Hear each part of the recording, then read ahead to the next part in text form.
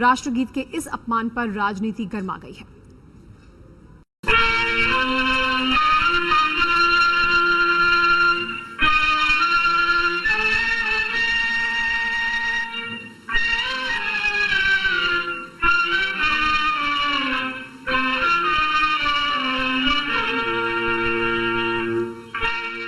8 मई 2013 की ये वो तस्वीरें हैं जब लोकतंत्र के सबसे बड़े मंदिर में हुआ था राष्ट्रगीत का अपमान।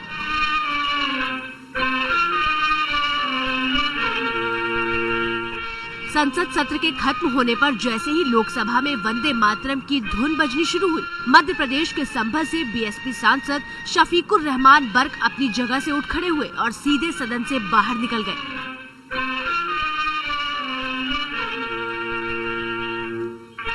राष्ट्रगीत के इस अपमान पर लोकसभा अध्यक्ष मीरा कुमार ने कड़ी नाराजगी जाहिर की और चेतावनी देते हुए कहा कि भविष्य में ऐसा न दोहराया जाए।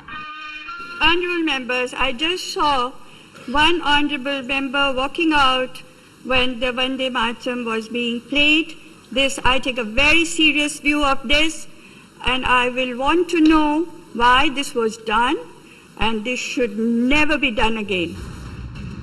राष्ट्रगीत के अपमान पर अब राजनीति भी गर्मा गई है। पहले बीएसपी सांसद शफीकुर रहमान ने सफाई देते हुए कहा था कि उन्होंने जानबूझकर ऐसा नहीं किया है, उनकी तबीयत नाजुक थी, इसलिए वो सदन से बाहर चले गए। राष्ट्रगान उस वक्त शुरू भी शायद नहीं हुआ था, खड़े हुए थे लोग, मैं बाहर आ गया, मेरे तकलीफ हो रही थी, बस इतनी बात थी और कोई बात नहीं, और इंटेंशनली कोई मामला इस वक्त नहीं था। शफीकुर रहमान के इस बयान को एक ही दिन गुजरा था कि सांसद महोदय के सुर बदल गए। अब वो कह रहे हैं कि उन्होंने जानबूझकर ऐसा कदम उठाया था। मैंने सिर्फ अल्लाह के लिए किया है, इस्लाम के लिए किया है, अपने मजहब के लिए किया है।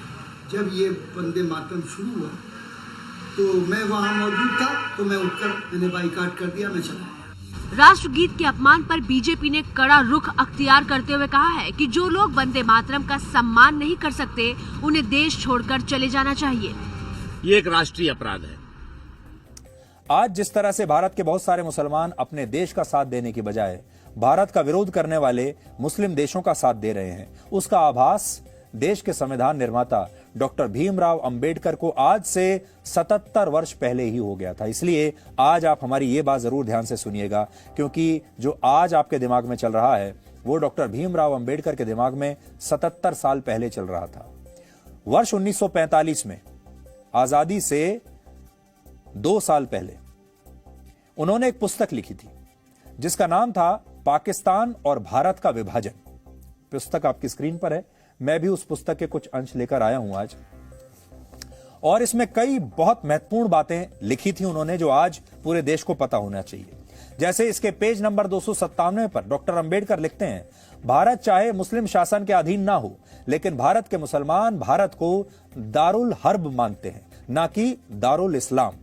दारुल इस्लाम का मतलब होता है इस्लाम का घर, और दारुल हर्ब का अर्थ होता है युद्ध का घर। यानी डॉक्टर अंबेडकर कहते थे कि भारत के मुसलमान भारत को इस्लाम का घर नहीं, युद्ध का घर मानते हैं। इस्लामिक सिद्धांतों के अनुसार उनके लिए जिहाद की घोषणा करना पूरी तरह न्याय संगत है। और इसी पुस्तक में अंबेडकर लिखते हैं कि भारत के मुसलमान सिर्फ जिहाद की घोषणा ही नहीं कर सकते, बल्कि उसकी सफलता के लिए विदेशी इस्लामिक ताकतों की मदद भी ले सकते हैं। और अगर विदेशी मुस्लिम ताकतें जिहाद की घोषणा करना चाहती हैं तो इसमें भारत के मुसलमान उनकी सहायता भी कर सकते हैं।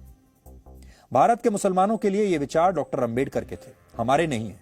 इस पुस्तक में उन्होंने ये भी बताया था कि भारत के मुसलमान कभी भी अपने देश के लिए ईमानदार साबित नहीं होंगे।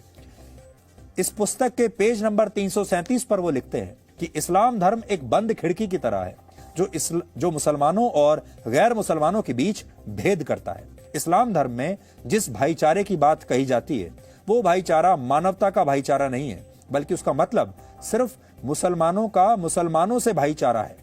अंबेडकर ये भी लिखते हैं कि मुसलमानों के भाईचारे का फायदा सिर्फ उनके अपने लोगों को ही मिलता है, और जो गैर मुस्लिम हैं यानी हिंदू हैं उनके लिए इस्लाम में सिर्फ घृणा और शत्रुता ही बची है। इसके अलावा इसी पन्ने पर यह भी लिखा है कि मुसलमानों की वफादारी उस देश के लिए नहीं होती जहां वो रहते हैं, बल्कि उनकी वफादारी अपने धर्म के लिए होती है जिसका वो पालन करते हैं। और मौजूदा स्थिति में अंबेडकर की ये बातें बिल्कुल फिट बैठती हैं। मैं आपको पढ़कर भी सुना सकता हूं कि एग्जैक्टली उन्होंने ये क्या बातें लिखी हैं। 298 पेज नंबर मेरे पास है, इसमें वो लिख रहे हैं। और मैं आपको बता दूं, ये डॉक्टर अंबेडकर ने लिखा है, मैंने नहीं लिखा। वो लिख रहे हैं, एक तथ्य यह भी है कि भारत चाहे एकमात्र मुस्लिम शासन के अधीन ना हो, दारुल हर्ब है और इस्लामी सिद्धांतों के अनुसार मुसलमान द्वारा जिहाद की घोषणा करना न्याय संगत है। वो जिहाद की घोषणा ही नहीं कर सकते बल्कि उसकी सफलता के लिए विदेशी मुस्लिम शक्ति की मदद भी ले सकते हैं। और यदि विदेशी मुस्लिम शक्ति जिहाद की घोषणा करना चाहती है तो उसकी सफलता के लिए शायद